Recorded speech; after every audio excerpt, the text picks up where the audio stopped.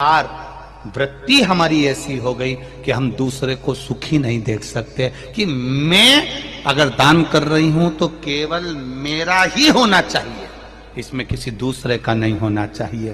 पर शिव महापुराण की कथा कहती है, एक चावल का दाना, मात्र एक धान, एक चावल का दाना जब हम शिव मंदिर में समर्पित करते हैं, दान करते हैं, तो जरा विचार करना पुण्य किस किस को मिलता है। एक चावल के दाने का, एक धान का पुण्य किस किस को मिला। पहला पुण्य मिला माता पृथ्वी को, उससे प्रकट हुई। दूसरा पुण्य मिला एक इल्ली को, जिसने इसका स्पर्श कर कर छोड़ दिया। तीसरा पुण्य मिला एक पक्षी को, जिसने इसका स्पर्श कर कर छोड़ दिया। चौथा पुण्य मिला जिसने इसको उगाया। पांचवा पुण्य मिला जिसने इसको झड़ाया। जिसने उगाया था वो नहीं झड़ा रहा, घर की बेचारी पत्नी झड़ा रही। छठा पुण्य मिला जब ये कहीं मलकर निकाला गया, कहीं मशीन में गया, जिसने निकाला। सातवां पुण्य मिला जब ये निकल कर घर में आया, जिसने संभाल कर रखा। आठवां पुण्य मिला जिसने इसको ले जाकर कहीं छोड़ा, बाजार तक पहुंचा, बाजार से फिर वो निकल कर आया। 10वां पुण्य मिला जिसने शिव जी को इसको चढ़ाया। तब इनके खाते में भी एक चावल के दाने का, एक धान का पुण्य कट कट कर जाता रहा और इतने जीवों का कल्याण कर दिया। एक धान, एक चावल के दाने ने इतने को कल्याण कर दिया। विचार करना, केवल आप अगर भजन कर रहे हो, घर का कोई एक व्यक्ति भजन कर रहा है, घर का एक व्यक्ति अगर दान कर रहा है, घर का एक व्यक्ति अगर जल भी चढ़ा रहा है, घर का एक व्यक्ति भी अगर मंत्र जाप कर रहा है। वैसे तो शिव पुराण कहती है कि घर में 4 लोग हैं तो चारों जल चढ़ाओ, घर में 4 लोग हैं चारों दान करो, घर में 4 लोग हैं चारों भजन करो, घर में 5 लोग हैं 5 भजन करो, घर में जितने सदस्य वो 1 लोटा जल शिव जी को चढ़ाए।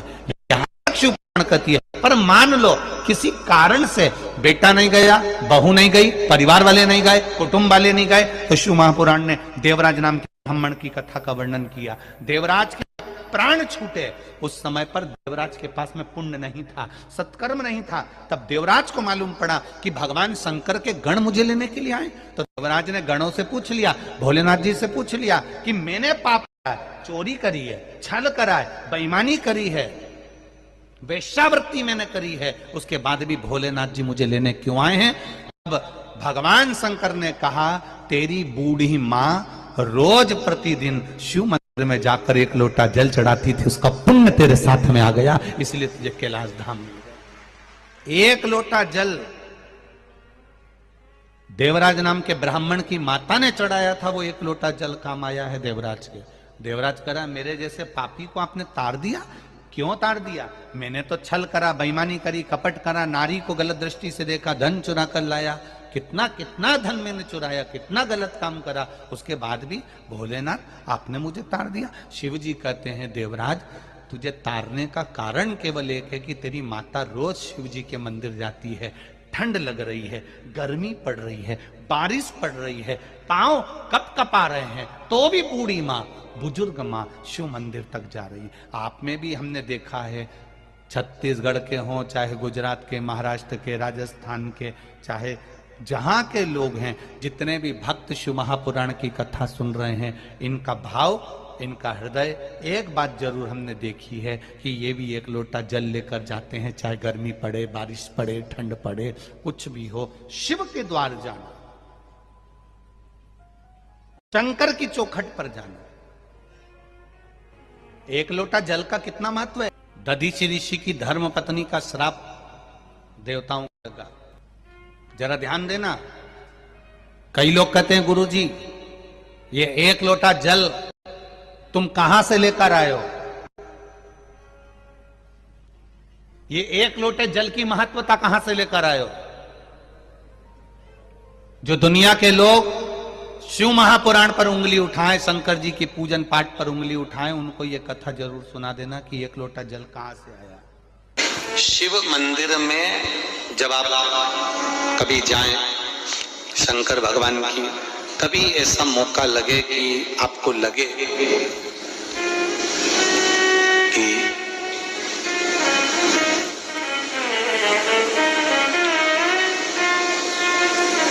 कहीं आपका यश कम हो रहा हो, आप जानते हो कि मुझको ये काम करवाना है और ये काम आगे हो ही नहीं रहा है, ये फाइल आगे बढ़ ही नहीं रही,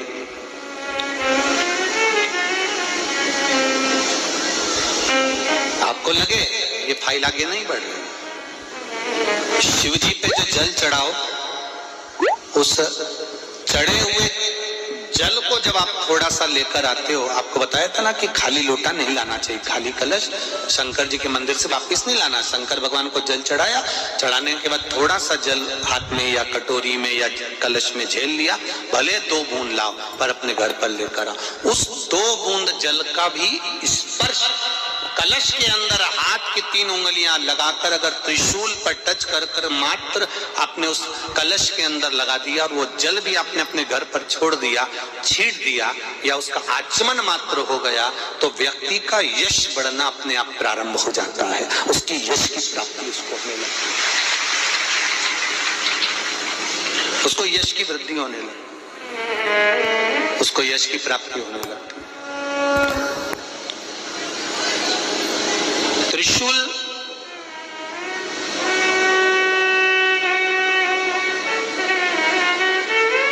का दान, त्रिशूल का स्पर्श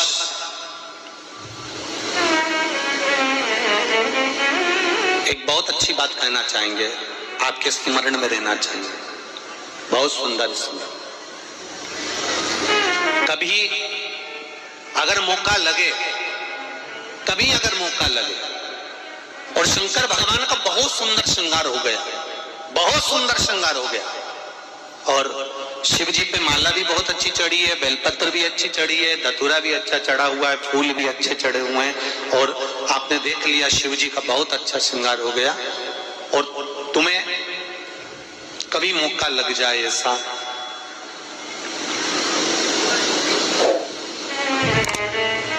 और तुम्हारे पास में एक अच्छी सुंदर सी माला हो पुष्प की, तो आप पुजारी जी को या पंडित जी को कह दो, या पंडित जी मान नहीं हो, शिव जी का अच्छा श्रृंगार हो गया हो, तो वो माला केवल त्रिशूल की, जो त्रिशूल है उस त्रिशूल पर ही उस माला को अगर आपने केवल टांगी दिया तो भी आप उन्नति की सीढ़ी पर आगे बढ़ना प्रारंभ कर देते हैं। पर किस समय पर? जब भगवान का पूर्ण श्रृंगार हुआ, पूर्ण श्रृंगार शिव जी का हो गया और माला तुम्हारे हाथ में है और तुमने देखा भगवान का श्रृंगार हो गया, अब शिव जी पे अगर माला चढ़ाऊंगा और श्रृंगार गिर जाएगा तो उस माला को आप अपने यश प्राप्ति के लिए, अपने आनंद के लिए, अपनी उन्नति के लिए आप उसको त्रिशूल पर चढ़ा सकते हैं। हम कई बार एक बात बहुत अच्छे से आपको वर्णन किए हैं कि शिवालय में जो दीप लगाकर चले जाते हैं, दिया रखकर चले जाते हैं, वो दिया ठंडा हो जाता है, जब वो दिया समाप्त हो जाए, ठंडा हो जाए, बुझ जाए, ठंडा हो जाए, वो दिया पड़ा रहता है। दियों को उठाकर एक जगह पर ले जाकर एकत्रित कर कर बाहर जहां जगह होती हो, डलिया में, खोखे में, वहां रखो। उनको उठाकर एक जगह पर ले जाकर रख देने से जीवन में कभी विपदा की अगर घड़ी आती है, विपदा की घड़ी से मतलब होता है कोई बड़ा रोग आ गया, कोई एक्सीडेंट हो गया, उस एक्सीडेंट के समय पर एम्बुलेंस भी नहीं आई, कोई नहीं आया, आपने भगवान शंकर के सामने से रखे हुए दिए जो ठंडे हो चुके हैं, जले हुए नहीं, जो ठंडे हो गए, दीप में कुछ भी नहीं बचा, वो ठंडे हो गए, उनको उठाकर आपने अगर एक और ले जाकर भी रखा है, अगर कोई आपकी विपदा की घड़ी में खड़ा नहीं होता तो वो दीप जिनको आपने उठाकर एक और ले जाकर रखा है देवाधिदेव महादेव के मंदिर में, महादेव आपको उठाकर ले जाकर कहीं श्रेष्ठ जगह पर जरूर रखते हैं निश्चित।